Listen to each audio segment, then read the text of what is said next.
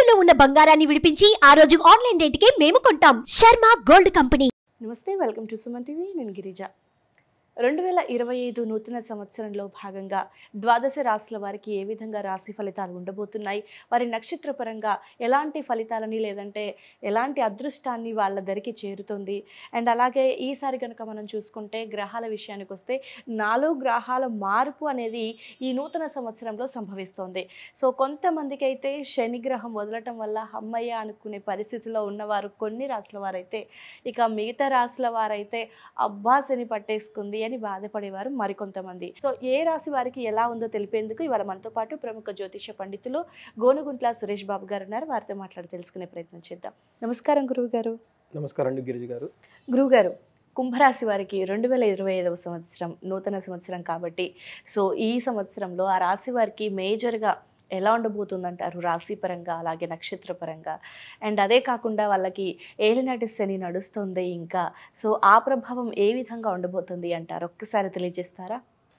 గిరిజ గారు, మనం ఫస్ట్ ఒక బేసిక్ క్వశ్చన్, అసలు రాశి ఫలాల వల్ల ఉపయోగం ఏంటి, ఎంతవరకు మనకు ఉపయోగపడతాయి అని తెలుసుకుందామండి. ఫస్ట్ మనకు వచ్చేటప్పటికి మనిషి చేయాల్సిన పనులు 4 ఉంటాయండి. ధర్మము, అర్థము, కామము, మోక్షము. ఈ భూమి మీద మనకి సోల్ ఈ శరీరంలోకి ఎంటర్ అయిన తర్వాత మళ్ళీ శరీరం వచ్చి వదిలిపెట్టే వరకు ఇది ఎక్స్పీరియన్స్ అవుతూ ఉంటుందండి.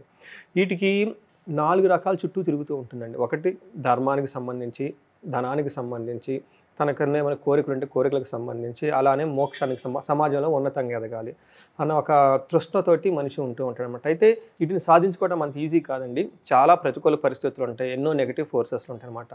అయితే మనిషి ఏ నెగిటివ్ ఫోర్సెస్లు ఏ టైంలో ఉంటాయి అని కనుక మనం తెలుసుకోగలిగితే లైఫ్ అంతా బ్లిస్ఫుల్గా హ్యాపీగా ఉంటుంది అనేది ఒకటి అనమాట. అందుకని ఇది ఎలా సాధ్యం అవుతుందంటే, జ్యోతిష శాస్త్రం అనే ఒక గొప్ప సైంటిఫిక్ ఒక గొప్ప సబ్జెక్ట్ని మన మహర్షులు మనకి అందించారండి. ఈ సబ్జెక్ట్ ఇప్పటిది కాదండి, వేదాలతో పాటు ఇది ఉందండి. వేదాలలో ఒక 6 భాగాలు వేదాంగాలు అంటారు. అందులో ఒక భాగం జ్యోతిష శాస్త్రం, వేదాంగాలు అంటారు. ఇందులో ఒక భాగం జ్యోతిషం అనమాట. ఇందులోనే గణితమని మ్యాథమెటిక్స్ కూడా మనం చదువుకునే ఫార్ములాని అక్కడి నుంచే వచ్చేసినాయి అనమాట.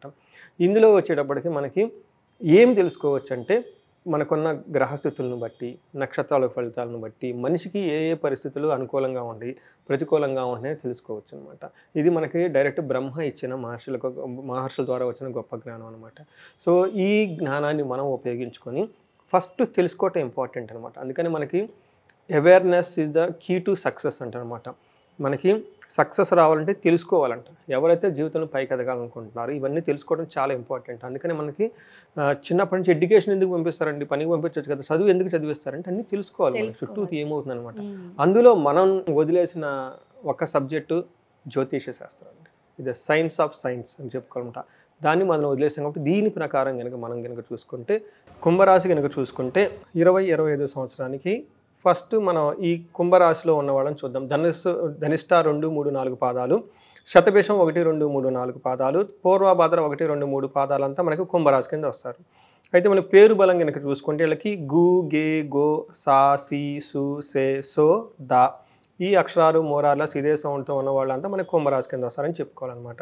మీరు ఇందాక అడిగిన విధంగా ఈ 2025 సంవత్సరానికి ఒక విశిష్టత ఉంది. ఏంటంటే ఈ సంవత్సరంలో 4 గ్రహాలు మారుతున్నాయండి. ఇది చాలా రేర్గా వస్తుంది. అందులోని చాలా తక్కువ టైంలో ఇవన్నీ మూవ్ అవుతున్నాయి అనమాట. అందులో మనకి గురువు, రాహు, కేతులు ఆల్మోస్ట్ మనకి మే 14 నుంచి 18 లోపే మారుతుందన్నమాట. అంటే చాలా తక్కువ స్పాన్ టైంలో ఇలా రేర్గా వస్తుంది అనమాట. వీటి యొక్క ఇంపాక్ట్, అదేవిధంగా దానికంటే ముందు గురువు యొక్క చాలనం కూడా ఉంది, మీనరాశిలోకి వెళ్తూ ఉన్నారనమాట. ఈ 4 యొక్క గ్రహాలు కనుక చూసుకుంటే వీళ్ళకి ఎలా ఉందో మనం చూద్దాం. ఫస్ట్ మీరు అడిగిన విధంగా కుంభరాశి వారికి లాస్ట్ 5 సంవత్సరాల నుంచి ఏలినాటి శనితో తెగబొదలు పడిపోతూ ఉన్నారండి. వాళ్ళ పడని ఇబ్బంది అనేది లేదనుకోవాలన్నమాట. ఎన్ని రకాల ఇబ్బందులు అన్ని రకాల పడిన వాళ్ళు ఎవరున్నారంటే కుంభరాశి వాళ్ళు అనమాట. పడి పడి పడి పడి మనుషులు రాజు వెళ్ళిపోయారు అనమాట, కష్టాలకు లొంగకుండా అట్లా అయిపోయారు అనమాట. అయితే ఈ సంవత్సరం మార్చి 18 నుంచి మార్చి 29 నుంచి శని వాళ్ళకి మీనంలోకి వెళ్ళటంతో ఈ బాధలకి పెద్ద ఉపశమనం అయితే రాబోతుంది. అయితే 100% ఏలినాటి శని పోతే వీళ్ళకి. కాకపోతే వాళ్ళు ఏమంటారంటే, మనకి ఏం చెప్తారంటే, కుడి భుజం మీద నుంచి శని నెత్తి మీద నుంచి ఎడమ భుజం మీదకి మారుతూ 2.5 సంవత్సరం అని చెప్తారనమాట. శని మన పెద్దవాళ్ళు శని నీకు నెత్తి మీద ఉందని చెప్తూ అని తిడుతూ ఉంటారు. అంటే వాళ్ళు ఏ పని చేసినా కానీ కలిసి రాదు. ఎలాంటి డెసిషన్ తీసుకోలేరు, అన్నీ రివర్స్ అవుతూ ఉంటాయి అనమాట. అయితే ఈసారి ఏమవుతుందంటే పాపం 2.5 సంవత్సరం కుడి భుజం మీద నుంచి ఇబ్బందులు పడి లాస్ట్ 2.5 సంవత్సరం తల మీద శని పెట్టుకొని తిరుగున్నారు. ఇప్పుడు తల నుంచి భారం పోయేసి ఎడమ భుజం మీదకి వస్తుంది. కాస్త పర్వాలేదు అనుకోవచ్చా? చాలా రిలీఫ్ వస్తుంది, 80% రిలీఫ్ వస్తుంది. ఓహో, చాలా రిలీఫ్ వస్తుంది. అంటే తగ్గిపోయిందని చెప్పి స్మార్ట్ ఏర్పడితే చేస్తాం కాదు. అంతకుముందు ఉన్నంత మానసిక ఒత్తిడి కానివ్వండి, తర్వాత అంతకుముందు బంధువుల నుంచి అన్ని ఇబ్బందులు పడే దగ్గర నుంచి చాలా వరకు 80% రిలీఫ్ వస్తుంది. అందుకని చెప్పేసి వీళ్ళకి ఫాలింగ్ శాటర్న్ అని చెప్తాను అనమాట. ఇది దిగిపోయే టైంలో బలహీనంగా ఉంటాడు శని, కానీ ఉంటారనమాట. శని యొక్క బలం ఉంటుంది. ఏం చేస్తుంటే దూరం నుండి చూస్తూ ఉంటాడు శని. ఇప్పటిదాకా నెత్తి మీద కూర్చున్న శని కొంచెం దూరం నుండి చూస్తూ ఉంటాడు అనమాట. అంటే మనం కరెక్ట్గా వెళ్తున్నంత వరకు బాగానే ఉంటాడు. కరెక్ట్గా మనం ఏదైనా మిస్టేక్ చేసినా, రాంగ్ చేసినా, స్మార్ట్ వర్క్ ఏదైనా చేసినా కానీ మనం లేజినెస్గా ఉండి బతకుంటే మళ్ళీ వచ్చి దెబ్బ కొట్టేస్తాడు. ఎందుకంటే దగ్గరికి దూరంగా పోలేదనమాట, దగ్గరలో నుంచొని ఉన్నారు, చూస్తూ ఉన్నారు అనమాట. తల మించి దిగేసి దగ్గరలో నుంచొని ఉన్నారు అనమాట. ఆయన పోవడానికి ఇంకా 2.5 years పట్టింది. ఇంకా బాయ్ అని చెప్పేసి ఈ ఇల్లు వదిలిపెట్టేసి వెళ్ళిపోవడానికి ఇంకా 2.5 years పట్టింది. కాకపోతే బాగా రిలీఫ్ ఏంటంటే నెత్తి మీద ఉన్న శని దిగి పక్కన నుంచొని ఉన్నారు, హ్యాపీగా ఉంటుంది. అంతకుముందున్నంత బాధ ఉండదు. వీళ్ళకి ఈ టైంలో కొంచెం ప్రమోషన్ రావటము, సమాజంలో గుర్తింపు రావటం, ధనానికి సంబంధించిన సోర్సెస్ ఉంటాయి కదా, ఆదాయం వచ్చే వనరులు కనపడటం, ఇవన్నీ బాగా కనిపిస్తూ ఉంటుంది. స్లోగా వీళ్ళు రోజు డే బై డే అన్నిటి నుంచి ఆ బాధల నుంచి అన్నిటి నుంచి బయటపడేసి చక్కగా ఒక నార్మల్ రావడానికి స్లోగా స్టార్ట్ అవుతుంది అనమాట. ఈ టైంలో శని పెట్టే బాధలు 20% ఉంటాయి. అంతకుముందు ఆల్రెడీ 80% అయిపోయింది, అన్ని ఇబ్బందులన్నీ పోయి ఉంటారనమాట. రెండోది ఏంటంటే వీళ్ళు కూడా పాపం అన్ని బాధలు పడి బాధలు ఉన్నా కానీ ఇది ఓకే, దాని గురించి పెద్దగా ఏమంటారు చెల్లించరు వీళ్ళు. చూసాం కదా ఎంతకంటే పెద్ద ఏముందిలే అన్నట్లు ఒక యాటిట్యూడ్ కూడా వీళ్ళు కూడాను ఒక ఏమంటారంటే సమాన భావం అంటారు కదా, న్యూట్రల్ ఫీలింగ్తో ఉంటారనమాట. మంచి జరిగినా చెడిగినా కానీ లైట్గా తీసుకునే ఒక మనస్తత్వంతో వీళ్ళు కూడా అలవాటు ఉంటారు కాబట్టి లాస్ట్ 5 years. బట్ మేజర్గా రిలీఫ్ అయితే వచ్చేస్తుందని మనం చెప్పుకోవాలి. శనితో పాటు వీళ్ళకి శని 2వ ఇంట్లోకి వెళ్తాను అనమాట. అయితే ఏమేమి కష్టాలు ఉంటాయి అంటే ఈ టైంలో కూడాను అప్పుడప్పుడు ఏదైనా కార్యక్రమం చేస్తూ ఉంటే ఆ కార్యం నశిస్తూ ఉంటుంది అనమాట. అంటే బాగానే ఉంటుంది, ఇంప్రూవ్మెంట్ ఉంది, కానీ స్టిల్ ఏదైనా పని చేస్తే పనిలో ఏమంటారంటే ఫలితం రాకుండా ఉండే అవకాశం కూడా ఎక్కువగా ఉంటుంది.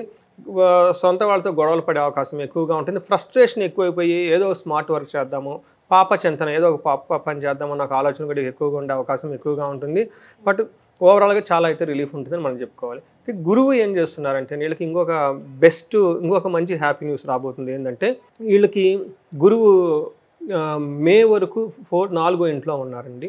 ఆ తర్వాత వీళ్ళకి 5వ ఇంట్లో వెళ్ళటంతో ఇది అదృష్టం. సో ఒకటి శని బాధల నుంచి విముక్తి స్లోగా లభిస్తుంటుంది. గురువు మే తర్వాత కూడాను వీళ్ళకి 5వ ఇంట్లో ఉండటంతో చాలా బాగా కలిసి వస్తుంది వీళ్ళకి. సో వీళ్ళకి ఫస్ట్ మే వరకు ఎలా ఉంటుందంటేనండి వీళ్ళకి యాచనం, బుద్ధి, చంచల్యం, తేజోహాని, ధనర్వ్యయం, దేశ త్యాగం, కలహం చ చతుర్దశం అని చెప్పేసి 4వ ఇంట్లో గురువు ఉండటంలో వాళ్ళు ఉన్న పొజిషన్, వాళ్ళు ఉన్న ఊరు నుంచి వేరే ఊరు వెళ్ళే అవకాశం చాలామందికి ఎక్కువగా ఉంటుంది. ట్రాన్స్ఫర్ అవటం కానివ్వండి, లేదంటే ఉన్న ప్లేస్ కలిసి రాక వేరే ప్రాంతానికి వెళ్ళే అవకాశం చాలా ఎక్కువగా ఉంటుంది. తర్వాత హెల్ప్ కావాలని చెప్పేసి చాలామందిని అడుగుతుంటారు, నాకు అది కావాలి, నాకు ఇది కావాలి, ఇది ఇస్తారా అది ఇస్తారని ఒక యాచనం లాంటి ఫీలింగ్ కూడా ఎక్కువగా ఉంటుంది. అక్కడ నుంచి వాళ్ళకి తేజో హాని ధనర్వ్యయం, వాళ్ళలో ముఖంలో కళ లేకుండా ఉండి ధనానికి ఇబ్బంది పడు ఒక ఉండే మనస్తత్వం లాగా ఉంటారనమాట ఇప్పుడు మే వరకు. అయితే మే 14th నుంచి వీళ్ళకి అంతా మారిపోతుంది. ఏ విధంగా మారిపోతుందంటే అర్ధలాభం, ధన ప్రవాహం అప్పటి నుంచి స్టార్ట్ అవుతుంది. ఓకే. సో వచ్చే మే నుంచి కుంభరాశి వాళ్ళకి ధన ప్రవాహం స్టార్ట్ అవుతుంది. సో మేజర్ రిలీఫ్ అది. తర్వాత వచ్చేటప్పటికి ఐశ్వర్యం కూడా వాళ్ళకి వచ్చేస్తుంది. తర్వాత స్వకర్మరతి హరిష్యతం. ఇప్పటిదాకా జనాల్ని వెళ్ళి చుట్టుంటారు, నువ్వు ఏ పని చేసినా ఎక్కి రాదు, అది రాదు, ఇది రాదు. అయితే అక్కడ నుంచి వాళ్ళు హ్యాండ్ మారిపోతుంది. ఏది వచ్చినా కానీ జనాలు సూపర్ చేసావే ఇంకొకరు అప్రిషియేట్ చేస్తూ ఉంటారు అనమాట. సదా స్వజన సౌఖ్యం. అంతేకాకుండా వీళ్ళ చుట్టూ ఉండే బంధువులు కూడా వీళ్ళ ద్వారా సుఖం వస్తుంది. సో ఇక చాలా బాగుంటుంది అన్నమాట. ఎందుకంటే సౌఖ్యం ఇదన్నీ త్వరగా బంధువుల నుంచి, అందరి నుంచి, అధికారుల నుంచి చాలా చక్కగా అంతా బాగా హార్మోనియస్గా ఉండే సిచ్యువేషన్ మే 14th నుంచి వస్తుంది. ఇది కూడా ఒక హ్యాపీ న్యూస్ కుంభరాశి వాళ్ళకి. తర్వాత రాహుకేతువులు కూడా వీళ్ళకి 2nd హౌస్లోను, రాహు వచ్చేటప్పుడు 2nd హౌస్లో ఉండి 1st హౌస్లోకి రాబోతున్నారు. ఫస్ట్ 6 monthsలో వీళ్ళు కొంచెం సౌభాగ్యం, భాగ్యం, ఆరోగ్యం, అర్థలాభం అని చెప్పేసి ఫస్ట్ 5 months చాలా బాగుంటుంది. ఆరోగ్యం బాగుంటుంది, యశస్సు ఉంటుంది, గౌరవం ఉంటుంది, అంతా బాగుంటుంది. అయితే వీళ్ళకి మాట మాత్రం కొంచెం కఠినంగా ఉండే అవకాశం ఎక్కువగా ఉంది. అయితే మే తర్వాత, మేలో వీళ్ళకి మారటం వల్ల అవుతుందంటే 18th తర్వాత ఎలా ఉంటుందంటే కొంచెం ఇంట్లో వేరే ఫారిన్ వెళ్ళాలన్న వాళ్ళకి చాలా అనుకూలంగా ఉంటుంది. దేశ ప్రవాసం, దేశ సంచారం అంటే ఇక్కడ నుంచి దూర ప్రాంతాలకు వెళ్ళాలనుకున్న వాళ్ళకి, ఫారిన్ వెళ్ళాలనుకున్న వాళ్ళకి చాలా అవకాశంగా ఉంటుంది. తర్వాత రోగాలు ఉండే అవకాశం ఎక్కువగా ఉంది. భార్య పుత్రులతోటి గొడవ అయ్యే అవకాశాలు ఎక్కువగా ఉన్నాయి అన్నమాట. బట్ మేజర్ రిలీఫ్ వచ్చినా కానీ ఈ రెండింటి విషయంలో చాలా కేర్ఫుల్గా ఉంటే మిగతా అన్ని ఆల్మోస్ట్ శని కానీ మిగతా ప్లానెట్స్ కానీ చాలా చక్కగా వీళ్ళకి అనుకూలంగా ఉన్నాయని చెప్పుకోవాలి. ఓకే గురుగారు, మరి రాశి పరంగా వివరించారు కదా, సో కుంభరాశి వారికి నక్షత్ర పరంగా ఏ విధంగా ఉండబోతుంది అంటారు? మీరు అంగగోచరం అనే ఒక కాన్సెప్ట్ ద్వారా మనకి జ్యోతిష శాస్త్రంలో నక్షత్రం ప్రకారం కూడా ఎలా ఉంటుందో చెప్పుకోవచ్చు అనమాట. ధనిష్ట నక్షత్రం వాళ్ళకి చూసుకుంటే వీళ్ళకి 3 విషయాల్లో చాలా బాగుంది, 3 విషయాల్లో ఛాలెంజింగ్గా ఉంది. ఫస్ట్ ఏ విషయంలో చాలా బాగుందంటే వీళ్ళు ధనిష్ట నక్షత్రం వాళ్ళు June 14th వరకు చాలా హ్యాపీగా, ఖుషీగా ఉంటారండి. అందులో తర్వాత వచ్చేటప్పుడు వీళ్ళకి రాజ్యలాభం, ప్రమోషన్స్ వచ్చే అవకాశం చాలా ఎక్కువగా ఉంది. పట్టాభిషేకం అంటే వీళ్ళకి హయ్యెస్ట్ అవార్డ్స్ కానీ, రివార్డ్స్ కానీ, లేదంటే అన్ఎక్స్పెక్టెడ్ బోనస్లు ఇవన్నీ వచ్చే అవకాశం కూడా ఉంది. ఇది కూడా మార్చి తర్వాత వచ్చే అవకాశం వీళ్ళకి ఎక్కువగా ఉంది. అయితే ధనిష్ట నక్షత్రం వాళ్ళకి ఛాలెంజెస్ ఏమున్నాయంటే వీళ్ళకి ధన నష్టం అయ్యే అవకాశం ఎక్కువగా ఉంది. అంటే ధనం ఎంత వచ్చినా కానీ ఎక్కువగా కోల్పోయే, ఎక్కువ ఖర్చు పెట్టే అవకాశం చాలా ఎక్కువగా ఉంటుంది. ధనం వస్తుంది, చాలా విపరీతంగా ఖర్చు అయితే అవుతూ ఉంటుంది. తర్వాత వీళ్ళకి దేహ పీడనం, జూన్ తర్వాత వీళ్ళకి హెల్త్ కాంప్లికేషన్స్ వచ్చే అవకాశం ఎక్కువగా ఉంది. అంటే శరీరానికి ఏదో ఒక బాధ, వాళ్ళ శరీరం వాళ్ళని బాధిస్తూ ఉంటుంది. అంతేకాకుండా జనవరి నుంచి మార్చి 16th వరకు వీళ్ళకి ఒక సిచ్యువేషన్లో మరణ సంబంధం అని చెప్తున్నాం. అంటే మరణానికి సంబంధించిన విషయం దాని గురించి ఆలోచించడం కానీ, లేదంటే ఇంట్లో ఏదన్నా జరగటం కానీ, ఇలాంటి సిచ్యువేషన్లు వచ్చేసి వీళ్ళు మరణం గురించి ఆలోచించే అవకాశాలు వీళ్ళకి ఎక్కువగా ఉంటాయి. కాబట్టి దీని విషయంలో కేర్ఫుల్గా ఉండాలి. అయితే మనకి శతభిష నక్షత్రం కనుక చూసుకుంటే ఈ శతభిష నక్షత్రం వాళ్ళకి ధనవృద్ధి చాలా బాగుంటుంది. చాలా హయ్యెస్ట్ ప్రమోషన్స్, అవార్డ్స్, రివార్డ్స్ వచ్చి పట్టాభిషేకం చేసే అవసరం ఎక్కువగా ఉంది. రాజ్యలాభం ఉంది, సంతోషం ఉంది. అయితే శతభిష నక్షత్రం వాళ్ళకి July 20th వరకు మాత్రం ధనం విషయంలో చాలా లాస్ అయ్యే అవకాశం ఎక్కువగా ఉంది. బట్ శతభిష నక్షత్రం ఆ నక్షత్రం అంతా హోల్ ఇయర్ అంతా చాలా బాగుంది. ఇది ఆ నక్షత్రం వాళ్ళకి ఒక హ్యాపీ న్యూస్. తర్వాత పూర్వభాద్ర నక్షత్రం కనుక చూసుకుంటే వీళ్ళకి ధనవృద్ధి చాలా బాగుంది. తర్వాత హెల్త్ బాగుంటుంది.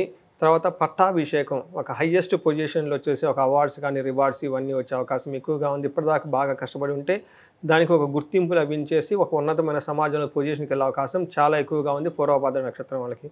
అంతేకాకుండా వీళ్ళకి 2 విషయాల్లో చాలా జాగ్రత్తగా ఉండాలి. ఒకటి, వీళ్ళకి ఏప్రిల్ ముందు లేదా అంటే అక్టోబర్ తరువాత ఈ టైంలో మరణానికి సంబంధించిన విషయాలతో వీళ్ళకి ఎక్కువగా అసోసియేషన్ అయి ఉంటారు.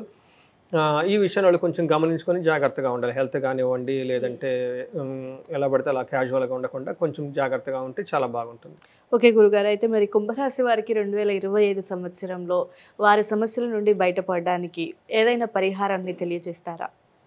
సో వీళ్ళకి ఫస్ట్ 6 months గురువు ఇబ్బందిగా ఉన్నారు కాబట్టి వీళ్ళకి గురువారం రోజున శనగలు దానం చేస్తే చాలా బాగా కలిసి వస్తుంది. అంతేకాకుండా మేధా దక్షిణామూర్తి స్వామిని స్తోత్రం చదివినా కానీ, మేధా దక్షిణామూర్తి స్తోత్రం ఉంటుంది, అది చదివినా కానీ చాలా బాగుంటుంది.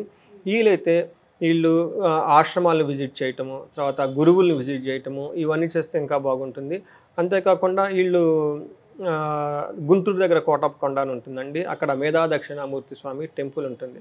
అక్కడ వాళ్ళు గురువుకి సంబంధించి గురు దోషం పోవటానికి గురువారం హోమం సామూహికంగా చేస్తారు. అందులో పార్టిసిపేట్ చేసి ఆ హోమం కనుక చేయించుకోగలిగితే గురువు నుంచి వచ్చే బాధల నుంచి వీళ్ళకి చాలా ఉపశమనం వస్తుందండి. ఓకే గురుగారు, చాలా చక్కటి విశేషాన్ని కుంభరాశి వారికి 2025 సంవత్సరంలో రాశి పరంగా అలాగే నక్షత్ర పరంగా ఏ విధంగా ఉంటుందో తెలియజేశారు. అండ్ అలాగే వాళ్ళు చేసుకోవాల్సిన పరిహారాన్ని కూడా తెలియజేశారు చాలా చక్కగా. ధన్యవాదాలు గురుగారు. ధన్యవాదాలండి.